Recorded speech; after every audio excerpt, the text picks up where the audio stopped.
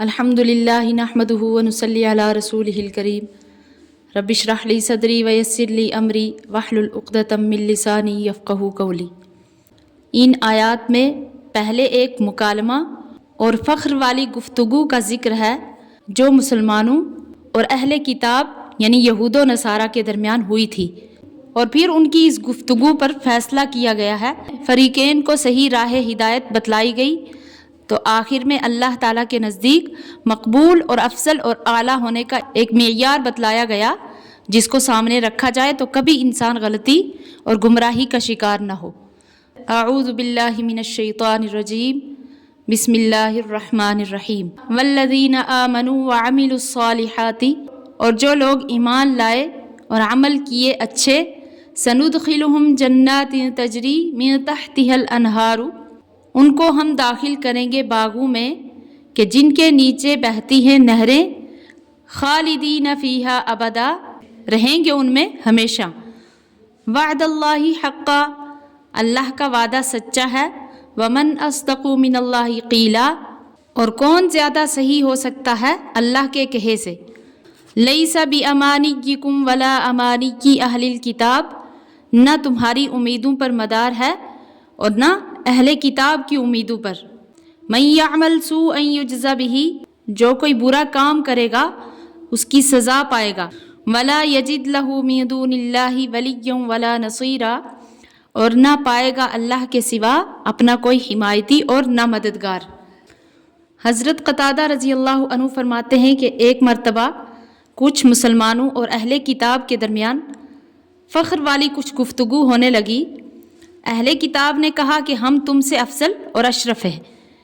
کیونکہ ہمارے نبی تمہارے نبی سے پہلے اور ہماری کتاب تمہاری کتاب سے پہلے ہے۔ مسلمانوں نے کہا کہ ہم تم سب سے افضل ہیں، اس لیے کہ ہمارے نبی صلی اللہ علیہ وسلم خاتم النبیین ہیں اور ہماری کتاب آخری کتاب ہے جس نے پہلی سب کتابوں کو منسوخ کر دیا ہے۔ اس پر یہ آیت نازل ہوئی، لیس بامانیکم ولا امانی اہل الکتاب، یعنی یہ فخر والی باتیں کسی کے لیے زیبا نہیں، اور محض خیالات اور تمناؤں اور دعووں سے کوئی کسی پر افضل نہیں ہوتا، بلکہ مدار اعمال پر ہے۔ کسی کا نبی اور کتاب کتنی ہی افضل اور اشرف ہو، اگر وہ عمل غلط کرے گا تو اس کی ایسی سزا پائے گا کہ اس سے بچانے والا اس کو کوئی نہ ملے گا۔ یہ آیت جب نازل ہوئی تو صحابہ کرام رضی اللہ عنہم پر بہت شاک ہوئی۔ حضرت ابو ہریرہ رضی اللہ عنہ سے روایت ہے کہ انہوں نے فرمایا جب یہ آیت نازل ہوئی، من یعمل سوءا یجز بہ، یعنی جو کوئی کچھ برائی کرے گا اس کی سزا دی جائے گی، تو ہم سخت رنج و غم اور فکر میں پڑ گئے، اور رسول اللہ صلی اللہ علیہ وسلم سے عرض کیا کہ اس آیت نے تو کچھ چھوڑا ہی نہیں، ذرا سی برائی بھی ہوگی تو اس کی جزا ملے گی۔ حضرت صلی اللہ علیہ وسلم نے فرمایا کہ فکر میں نہ پڑو اور اپنی طاقت اور قدرت کے مطابق عمل کرتے رہو،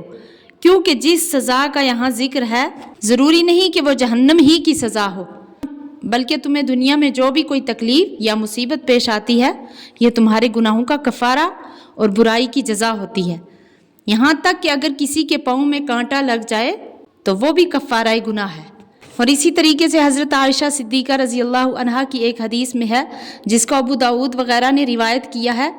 کہ بندہ کو جو بخار یا تکلیف پہنچتی ہے یا کانٹا لگتا ہے تو اس کے گناہوں کا کفارہ ہو جاتا ہے، یہاں تک کہ کوئی شخص اپنی کوئی چیز ایک جیب میں تلاش کرے مگر دوسری جیب میں ملے، اتنی مشقت بھی اس کے گناہوں کا کفارہ ہوتی ہے۔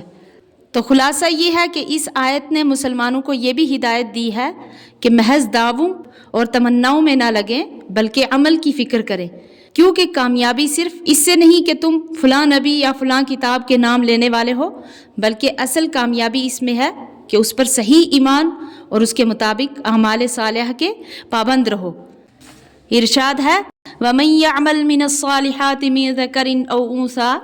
اور جو کوئی کام کرے اچھے مرد ہو یا عورت، وَهُوَ مُؤْمِنٌ، اور وہ ایمان رکھتا ہو، فَأُولَٰئِكَ يَدْخُلُونَ الْجَنَّةَ، تو پس وہ لوگ داخل ہوں گے جنت میں، وَلَا يُظْلَمُونَ نَقِيرًا، اور ان کا حق ضائع نہ ہوگا تل برابر۔ یعنی جو مرد یا عورت نیک عمل کرے بشرطے کہ اس عمل کے ساتھ ایمان بھی ہو تو ضرور جنت میں جائے گا، اور ان کے اعمال کا بدلہ پورا پورا ملے گا، جس میں ذرا کمی نہ کی جائے گی۔ تو اس میں ارشاد فرمایا کہ اہل کتاب یا دوسرے غیر مسلم اگر ان کے اعمال نیک بھی ہوں تو چونکہ ان کا ایمان صحیح نہیں اس لیے وہ عمل مقبول نہیں، اور مسلمانوں کا چونکہ ایمان بھی صحیح ہے اور عمل بھی نیک ہے اس لیے وہ کامیاب اور دوسروں سے افضل ہے۔ تو اس آیت میں اللہ کے نزدیک مقبول اور افضل ہونے کے لیے دو جز بتلائے گئے ہیں، ایک ہے نیک عمل کرنا اور دوسرا ہے ایمان والا ہونا۔ دنیا میں جہاں کہیں کوئی گمراہی یا غلط کاری ہے وہ انہی دو جزوں میں کسی ایک جز کے خلل سے پیدا ہوتی ہے۔ یہی دو نقطے ہیں جن میں سے کسی ایک سے ہٹ جانا انسان کو ذلت اور ضلالت کے گڑھے میں ڈال دیتا ہے۔ ارشاد فرمایا وَمَنْ أَحْسَنُ دِينًا مِّمَّنْ أَسْلَمَ وَجْهَهُ لِلَّهِ، اور اس سے بہتر کس کا دین ہے جس نے پیشانی رکھی اللہ کے حکم پر، وَهُوَ مُحْسِنٌ، اور نیک کاموں میں لگا ہوا ہے، وَاتَّبَعَ مِلَّةَ إِبْرَاهِيمَ حَنِيفًا، اور چلا دین ابراہیم پر جو ایک ہی طرف کا تھا، وَاتَّخَذَ اللَّهُ إِبْرَاهِيمَ خَلِيلًا، اور اللہ نے بنا لیا ابراہیم کو خالص دوست۔ یعنی اس شخص سے بہتر کسی کا طریقہ نہیں ہو سکتا جس میں دو باتیں پائی جائیں، ایک اسلم وجہہ للہ، یعنی اپنی ذات کو اللہ کے سپرد کر دے، ریاکاری یا دنیا سازی کے لیے نہیں بلکہ اخلاص کے ساتھ اللہ تعالیٰ کو راضی کرنے کے لیے عمل کرے۔ تو دوسرے وَهُوَ مُحْسِنٌ، یعنی وہ عمل بھی درست طریقے پر کرے۔ امام ابن کثیر اپنی تفسیر میں فرماتے ہیں کہ درست طریقہ پر عمل کرنے کا مطلب یہ ہے کہ اس کا عمل محض خود ساختہ طرز پر نہ ہو بلکہ شریعت مطہرہ کے بتلائے ہوئے طریقے پر ہو، اللہ تعالیٰ اور اس کے رسول صلی اللہ علیہ وسلم کی تعلیم کے مطابق ہو۔ اللہ تعالیٰ کے نزدیک کسی عمل کے مقبول ہونے کی دو شرطیں ہیں، اخلاص اور حسن عمل، اور حسن عمل نام ہے اتباع سنت رسول صلی اللہ علیہ وسلم کا۔